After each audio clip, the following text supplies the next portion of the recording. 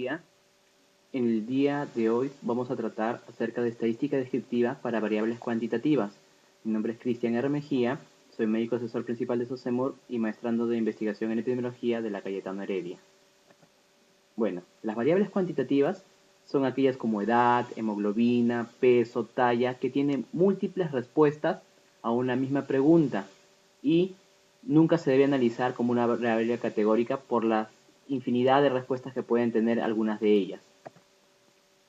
Lo que tenemos que ver primero son las características de las variables cuantitativas. Acá, por ejemplo, vamos a usar en toda la charla el programa Stata para determinar algunas de las características y cómo vamos a manejar estas variables.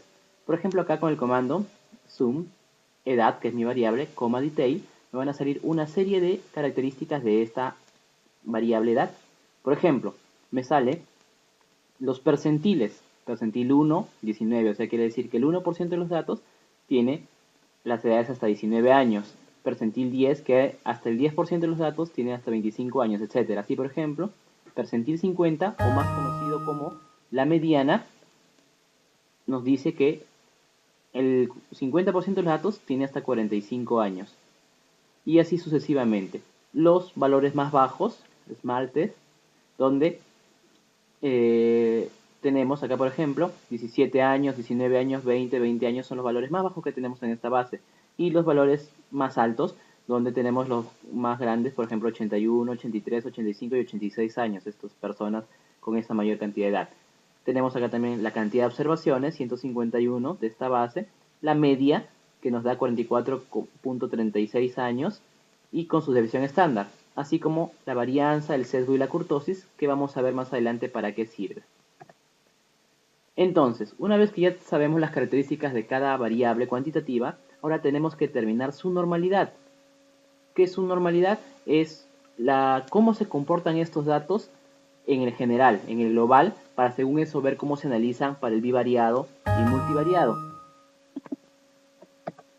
Por ejemplo, la manera de evaluar la normalidad, esta primera es a través de la parte visual, poniendo todos los datos en un histograma y viendo si es que cumple las características de normalidad.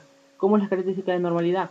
Es según esta curva que se ve que tiene la mayor cantidad de los datos al medio y pocos de ellos a los lados, como la campana de Gauss que ustedes conocen o la curva de normalidad. Y esto es lo que se debería esperar, lo que se esperaría para cualquier variable cuantitativa, es lo que más se quiere. Pero pueden salir también datos no normales, como ven en estas de acá, uno es más tirado a la derecha, más a la izquierda, datos bajos, datos altos, todos englobados en el medio, etcétera, etcétera. Entonces una serie de cosas. Y en base de esto tenemos que determinar. Por ejemplo, en estos datos que teníamos acá de la edad, en este caso de la talla, estamos viendo que más o menos se asemeja a la curva de la normalidad, solo que tirado un poco para el 1,80 m, 1,70 m. Se tiene estas características. Entonces, es una primera manera de ver si es que nuestra variable cuantitativa es normal o no normal. Pero esto es la manera visual.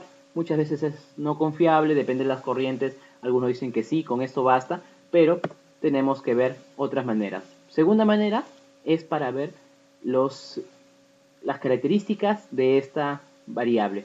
Por ejemplo, como el sesgo y la kurtosis. ¿Se acuerdan que hace un momento estuvimos viendo estos sesgo y la kurtosis? ¿Qué quiere decir? El sesgo es el ancho de los datos, cuán distribuido a la manera horizontal están los datos. Si es que la curva de normalidad es muy chata o no es muy chata. Y la kurtosis es el alto de los datos, si es que están todos agrupados en una. Entonces, acá se dice, por ejemplo, que menos 1 más 1 en el sesgo es algo normal y la kurtosis hasta 3 también es algo normal. Entonces, estos son parámetros más o menos que se utilizan para determinar los máximos límites que podrían ser los adecuados para esta variable. Una tercera manera de evaluarlo es metiendo estos datos a una prueba estadística para que nos diga si es que son adecuados o no. Por ejemplo, en este caso, utilizamos una prueba estadística que en base al sesgo y la kurtosis, justo un test de sesgo y kurtosis, nos diga si es que esta variable se comporta como normal o no normal. Si vemos en este círculo rojo, este es el valor que nos tenemos que fijar para determinar eso. ¿Y cómo es? Si es que es mayor de 0,05, entonces no quiere decir que los datos se comportan de manera normal, como en este caso, porque es mucho mayor a este valor. Otra manera de evaluar también normalidad es a través de otra prueba estadística, pero que esta vez es más conocida, que es el Shapiro-Wilk, o para test de normalidad, en donde es lo mismo, con algunas cosas estadísticamente de la misma variable, se mete todo a un programa y se ve si es que esto sale mayor o menor de un valor, que se usa también el mismo. Si es mayor de 0,05, se puede evaluar a la variable como normal. En este caso también cumple para acá, en donde se puede observar que sale 0,99 prácticamente. Entonces se dice que esta variable, la variable talla, es una variable normal y se puede evaluar de esta manera. Ahora, si me dicen cuál utilizar, la primera, la segunda, la tercera manera, yo diría depende de cuál te da más confianza. Por ejemplo, algunas corrientes te dicen no, la primera basta y te dice ya, ok, con la parte solo de ver el gráfico, tú te puedes dar cuenta en donde se comporta de manera normal o no normal y con eso me basta. Bueno, algunos dirán eso. Otros dirán, bueno, mira sus características del sesgo y la cortosis para ver si es que es muy ancha, muy alta, muy larga. Esto viendo con valores específicos, valores puntuales. También hay quienes defienden esta segunda manera, pero hay quienes defienden más esta tercera, que es a través de pruebas estadísticas.